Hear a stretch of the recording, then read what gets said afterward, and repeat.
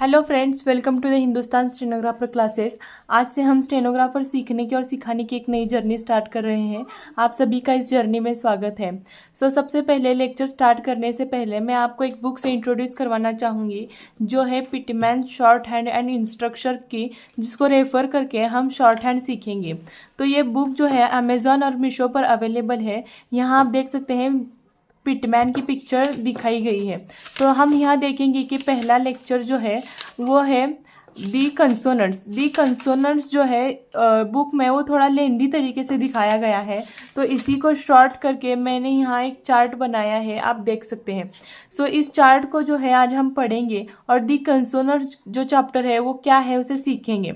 दी consonants जो chapter है वो स्टेनोग्राफर का बिल्कुल बेसिक चैप्टर है, लेकिन बहुत ज़्यादा इम्पॉर्टेंट है, क्योंकि इसी के बेस पर जो है स्टेनो लैंग्वेज इस्टेब्लिश की गई है। तो दी कंसोनेंट यानी कि हम इंग्लिश लैंग्वेज में कहें तो जो है अल्फ़ाबेट्स। इंग्लिश लैंग्वेज में जिस तरीके से अल्फ़ाबेट्स होते हैं उसी तरीके से यहाँ पे जो है वो कंसोनेंट्स है। और एक कंसेप्ट यहाँ पे आपने जो याद रखनी है वो है लेटर्स यानी कि स्ट्रोक्स। अब हम देखेंगे कि इंग्लिश लैंग्वेज में हम इंडिविजुअल या पर्टिकुलर जो है वो लेटर को लेटर कहते हैं ना, या फिर अल्फ़ाबेट तो नहीं कहते। उसी तरीके से यहाँ पे जो है हम हर एक को कंसोनेंट नहीं कहेंगे, बल्कि यहाँ कहेंगे हम स्ट्रोक। तो स्टेनो लैंग्वेज में हम पर्टिकुलर जो लेटर को उसे स्ट्रोक कहेंगे। अब आप इस चार्ट को अगर ऑब्जर्व करें तो यहाँ पे कुछ लेटर्स दिए गए हैं इंग्लिश में, और उसी के सामने कुछ सिम्बॉलिक स्ट्रोक्स हैं, और उन्हीं के साथ कुछ जो है वो डायरेक्शन दिखाए गए हैं। तो डायरेक्शन जो है वो बहुत ज़्यादा इंपॉर्टेंट है, उसे याद रखना भी बहुत इंपॉर्टेंट है, क्योंकि उसी डायरेक्शन में हमें उस स्ट्रोक को लिखना होता है। तो हम जो है वो स्टार्ट करेंगे। ये जो है इंग्लिश में जिस तरीके से A to Z होता है, उसी तरीके से जो है स्टेनो में P to H होता है। जिस तरीके से हमने इंग्लिश में ABCD परफेक्टली याद की थी, उसी तरीके से हमें जो है यहाँ पे स्टेनो में P to H याद करना ही होगा। तो आप जो है एक नोटबुक में इस चार्ट को नोट कर ले, ताकि जो है आप याद कर सके। इसको किस तरीके से प्रैक्टिस करनी है मैं वो आगे लेक्चर में आपको बताऊंगी। सबसे पहले मैं आपको हर एक स्ट्रोक से इंट्रोड्यूस करवा दूँ। जो है पहला हमारा यहाँ स्ट्रोक है वो है P और दूसरा B। तो P और B में जो डिफरेंट है वो है P स्ट्रोक जो है वो फेंट स्ट्रोक है, और B जो स्ट्रोक है वो डार्क स्ट्रोक है। तो इस तरीके से इसमें से जो कुछ स्ट्रोक्स हैं वो डार्क स्ट्रोक्स हैं, और कुछ स्ट्रोक्स हैं जो है फेंट स्ट्रोक्स हैं। तो उन्हें डिफ्रेंशिएट करते हुए हम उनकी डायरेक्शन समझेंगे। हम सबसे पहले देखेंगे P जो है वो फेंट स्ट्रोक है, इसीलिए हम उन्हें फेंट स्ट्रोक्स के लाइन में लिखेंगे। यहाँ देखिए आप P, और उसकी डायरेक्शन मैं आपको यहाँ पे दिखा रही हूँ, जो है अपवर्ड टू डाउनवर्ड, यानी कि ये डाउनवर्ड स्ट्रोक है। उसके बाद हम देखेंगे B स्ट्रोक। B स्ट्रोक जो है वो डार्क स्ट्रोक है, और वो भी अपवर्ड टू डाउनवर्ड ही आ रहा है। उसको इसी डायरेक्शन में लिखना है, आपने डायरेक्शन जो है वो गलत बिल्कुल भी नहीं करनी। फिर इसके बाद हम देखेंगे टी स्ट्रोक जो है वो फेंट स्ट्रोक है, और ऊपर से नीचे यानी कि अपवर्ड टू डाउनवर्ड ही आ रहा है, यानी कि ये भी डाउनवर्ड स्ट्रोक है। उसके बाद हम देखेंगे डी जो है बिल्कुल टी की तरह ही है, लेकिन टी और डी में डिफरेंट क्या है? टी है फेंट स्ट्रोक, डी है डार्क स्ट्रोक, यानी कि अपवर्ड टू डाउनवर्ड। उसके बाद हम देखेंगे सी एच जो है ये है बिल्कुल इस तरीके से फेंट स्ट्रोक, अपवर्ड टू डाउनवर्ड ही आ रहा है। और जे जो है बिल्कुल सी एच की तरह, लेकिन dark stroke, upward to downward, यानी कि डाउनवर्ड स्ट्रोक। उसके बाद हम बात करेंगे के और जी की। के और जी जो है वो ऑन द लाइन ही लिखना है, लेकिन आपने जो है फेंट लिखना है, और जी जो है वो डार्क लिखना है।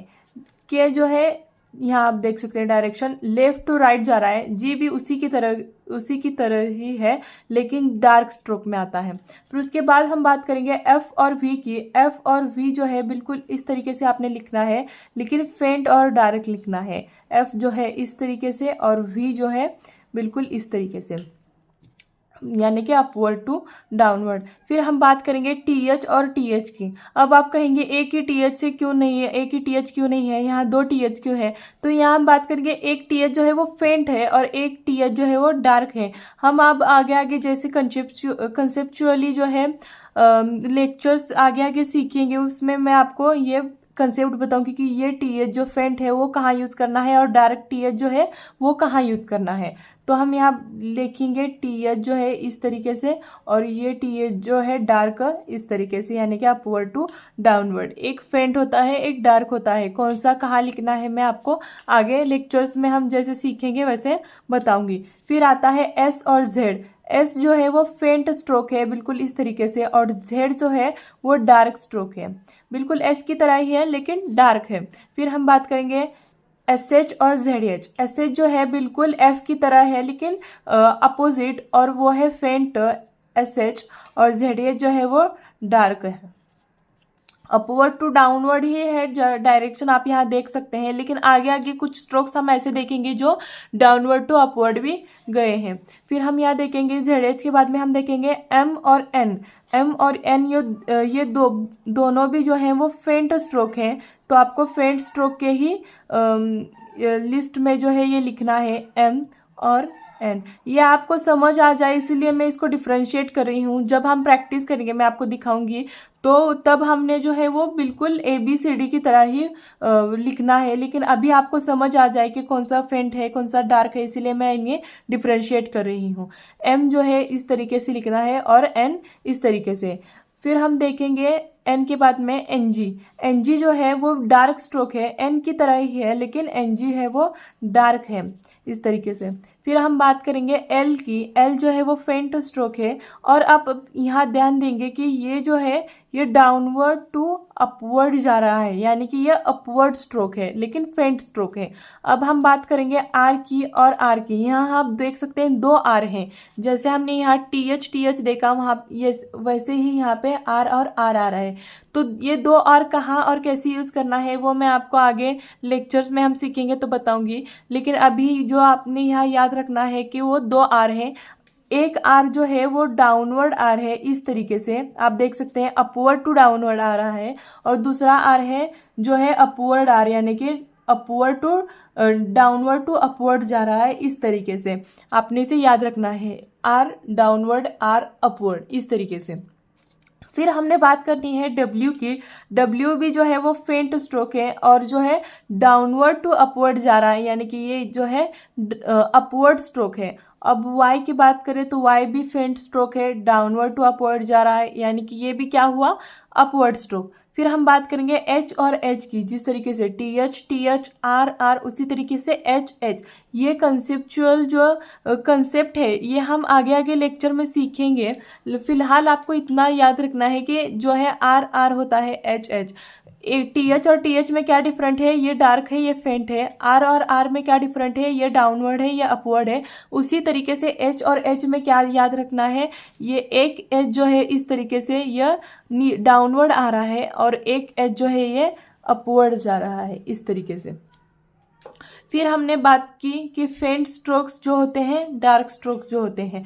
अब हम इन्हें डिफ्रेंशिएट कर कर इनकी डायरेक्शन मैंने आपको बता दी है। आई होप कि आपको ये समझ आ चुकी होगी। तो इसके बाद हम जो है इसको किस तरीके से प्रैक्टिस करनी है ये समझाएंगे। तो मैं आपको एक बुक दिखाती हूँ जिसमें मैंने प्रैक्टिस की है, उसी तरीके से आपने भी जो है वो प्रैक्टिस करनी है।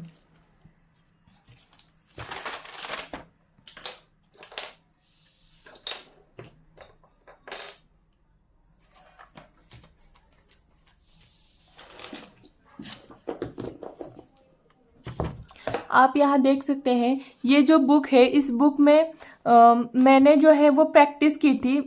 मैं जब सीख रही थी स्टेनो तब, तो किस तरीके से मैंने प्रैक्टिस की है, पहला मैंने पी जो है लेटर लिया, उसको पी पी पी इस तरीके से 3 लाइन उसकी प्रैक्टिस की, फिर बी 3 लाइन प्रैक्टिस की, फिर टी 3 लाइन प्रैक्टिस की। इस तरीके से प्रैक्टिस क्यों की है, क्योंकि आपको ये परफेक्टली याद ही रखना पड़ता है। और यहाँ हम देखेंगे ये जो है वो स्ट्रेट स्ट्रोक्स है, यानी कि इसमें कोई भी जो है वो ज्वाइनिंग नहीं की गई है, बिल्कुल स्ट्रेट है, इसलिए इन्हें हम स्ट्रेट स्ट्रोक्स कहते हैं। तो यहाँ आप डी देख सकते हैं, D 3 line, C H 3 line, J 3 line. इसी तरीके से आपने भी प्रैक्टिस करनी है। अगर आपको परफेक्टली स्टेनो सीखना है तो आपको जो है इसी तरीके से प्रैक्टिस करनी होगी, थोड़ी सी मेहनत करनी होगी।